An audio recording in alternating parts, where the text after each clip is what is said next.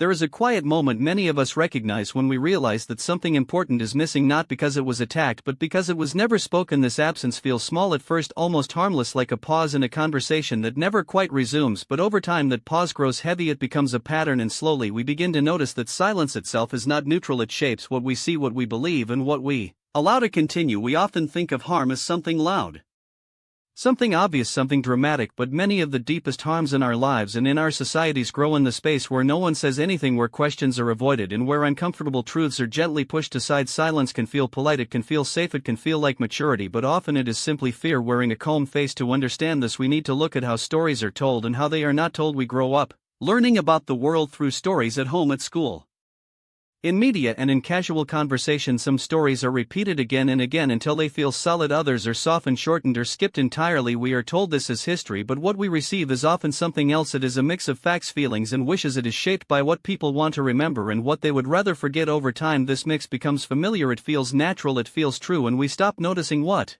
is missing. This is where silence begins its quiet work. When parts of history are left out, the present starts to look confusing. Inequality appears, random suffering looks deserved, and unfair systems feel normal. People begin to explain complex problems with simple personal blame. They say some people try harder, some people make better choices, some people are just different. These explanations feel easy, they protect us from discomfort, they allow us to move on, but they are built on silence, on missing context, on stories never fully told. There is a hidden assumption inside the silence. The assumption is that knowing the full truth is too dangerous, too heavy, too much for people, especially for young people. We tell ourselves that honesty will break something, that it will cause guilt or anger or hopelessness, so we soften the story, we edit it, we skip over the parts that feel sharp. This may come from care, but it often leads to confusion. Children sense when something is wrong, they notice gaps, they feel tension. They may not have words for it, but they create their own explanations, and these explanations are often more frightening than the truth, because without context the world feels unfair. In a personal way, it feels like a judgment rather than a system. Silence teaches lessons even when no one intends it. It teaches who matters and who does not. It teaches what questions are allowed and which ones are dangerous. It teaches that some pain should stay hidden, and when silence is repeated across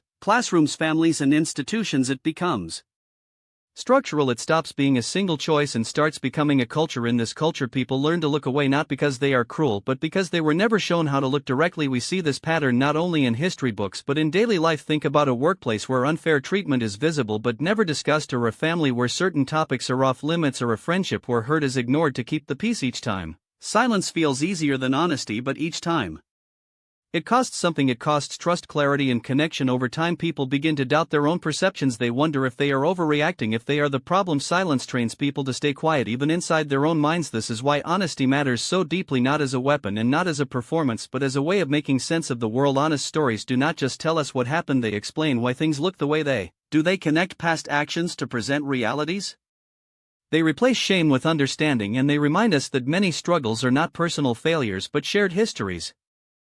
When people are given honest context, something shifts. They stop blaming themselves for conditions they did not create. They stop blaming others for outcomes shaped long before any individual choice was made. This does not remove responsibility, it reframes it. Responsibility becomes collective, it becomes thoughtful, it becomes grounded in reality rather than myth. This kind of honesty requires courage because it asks us to hold more than one truth at the same time. It asks us to accept that a place, a person, or a system can create opportunity and harm at once. It asks us to sit with contradiction without rushing to defend or deny. This is uncomfortable, but discomfort is not destruction. In many cases, it is the beginning of clarity. We often fear that learning difficult history will make people feel guilty, but guilt is not the goal. Understanding is when we understand systems, we gain language, we gain tools, and with tools comes agency. People can act more wisely when they see the full picture. This applies not only to history but to everyday relationships. When someone explains why they react a certain way, when they name past experiences, suddenly behavior that once felt confusing begins to make sense. Silence keeps us guessing. Honesty helps us see there is also a deep generosity in trusting others with the truth. It says, I believe you can handle complexity, I believe you can feel sadness without breaking, I believe you can learn without becoming cruel. This trust is especially important with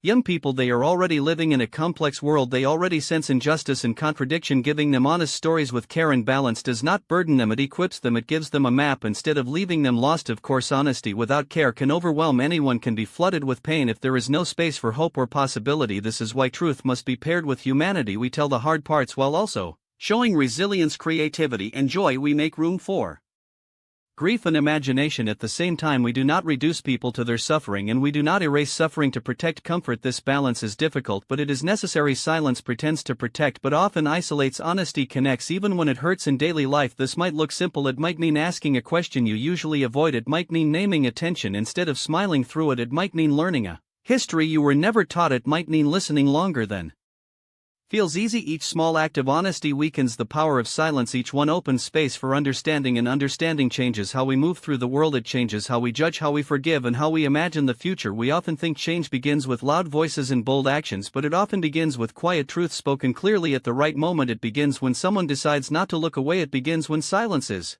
gently interrupted, not with anger but with care, not to win but to understand. Over time these interruptions add up. They reshape classrooms, conversations, and communities. They remind us that we are not broken for asking hard questions. We are human for wanting to understand. So as you think about your own life, your own education, and your own silences, where might a fuller truth help you see the world and yourself more clearly?